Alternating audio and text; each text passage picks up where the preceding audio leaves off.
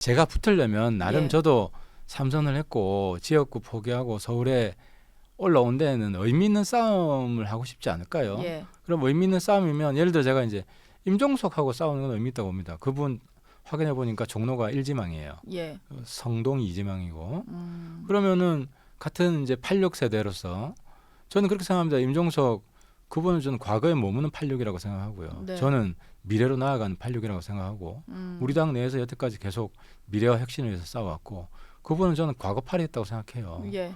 그럼 이건 평가를 한번 받아보자. 음. 우리 세대한테 물론 2030 관심이 좀 떨어져요. 네. 하지만 의미 있는 싸움이죠. 음. 정청래, 임종석 86 세대한테는 정청래는 죄송하지만 좀 급이 좀 낮아요. 예. 붙어볼 만한 상대는 임종석이다. 아 그렇죠.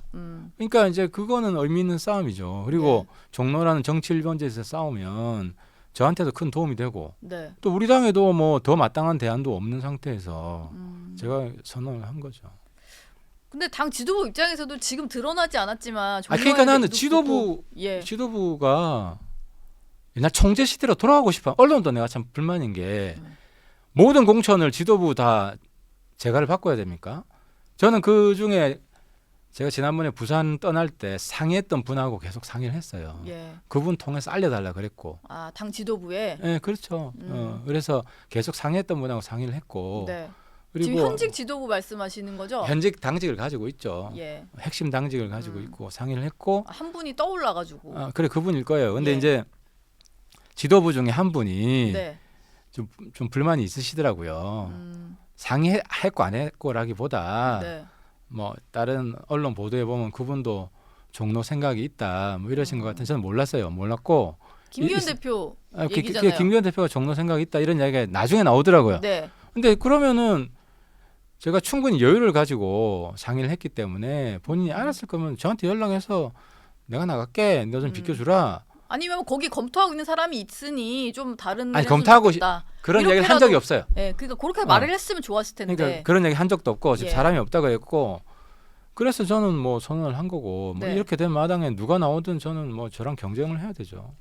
그러면 일단 당 지도부와의 얘기는 뭐 그렇게 정리를 하고, 근데 현역 의원인 최재형 의원이 좀 당혹스러워하시는 것 같아서 사실 두 분이 얘기해서 뭐 그 종로 출마에 대한 얘기를 들었다고는 인정은 했습니다만 본인이 뭔가 양해라는 뭐 그런 단어를 쓸 정도의 표현을 하진 않았다. 그러니까 양해라는 의미가 제가 출마 선언할 때 선의의 경쟁을 하자는 의미다. 예. 그러니까 정치인 에티켓에 어떤 게 있냐면 네. 어떤 원외위원장이든 누가 있잖아요. 예. 있을 때 도전하는 거지 않습니까? 네. 그러면 그분한테 미리 좀 불편하더라도 말씀을 드리는 게 에티켓이에요. 저는 그 절차를 밟았고 네. 근데 이제 최 위원장님 인품도 좋고 점잖으셔서 그냥 뭐 막지 않으시더라고요. 예. 저 같으면 제가 현역이면 저한테 얘기하면 아이 너 나오지 마 나 불편해 그러지도 않으시더라고요. 네. 그래서 저는 그걸 이제 선의의 경쟁을 하자 선의의 경쟁을 양해했다 이렇게 말씀을 출마 선언할 때 분명히 했어요. 예. 그래서 제가 거기에는 뭐 곡해나 오해 여지가 전혀 없어요. 그러면은 지금 한동훈 장관 같은 경우는 종로 출마 가능성이 좀 낮다고 보시는 거죠? 의원님이 좀 파악하신 바에 의하면. 뭐 거의 없다고 하더라고요. 제가 그 이제 가까운 분들한테 확인을 해보니까. 예. 근데 뭐 마음이 바뀔 수도 있죠. 그 이후에 마음이 바뀔 그렇죠. 수도 있죠. 예. 그럼 경쟁해야죠. 뭐 특권이라는 건 없어야 되고 예. 지금 저도 선언을 한 마당에 네. 이제는 뭐 돌아설 수 없는 상황입니다. 보니까 이준석 전 국민의힘 대표 같은 경우도 신당이 추진된다면 종로에 나서고 싶어하는 인사가 있다 이런 글을 올렸어요. 정치 1번지인데 당연히 이준석 신당에서 누구 내겠죠. 예, 그래서 이게 뭐 유승민 의원 아니냐 이런 전망이 좀 나왔었거든요. 왜냐하면 유승민 전 의원 같은 경우는 이제 수도권에 본인이 나올 수 있다 이런 의사를 밝히신 터라 가능성이 좀 있다고 보십니까? 뭐 누구라도 뭐 이제는 붙어야죠. 제가 뭐 가까운 과거의 동지이기도 했지만 예. 어쨌든 새로운 조건이고 새로운 상황이기 때문에 아, 그럼, 누가 오더라도 경쟁을 해야죠. 그럼 이준석 신당에서 만약에 유승민 전 의원이 나온다고 해도 그냥 저는 환영합니다. 경쟁을 하겠다. 네, 근데 물론 이승민 선배가 이준석 신당에 갈지는 잘 모르겠습니다만은 네. 뭐 무소속으로 나온다고 하더라도 저는 좋은 경쟁 상대라고 생각합니다.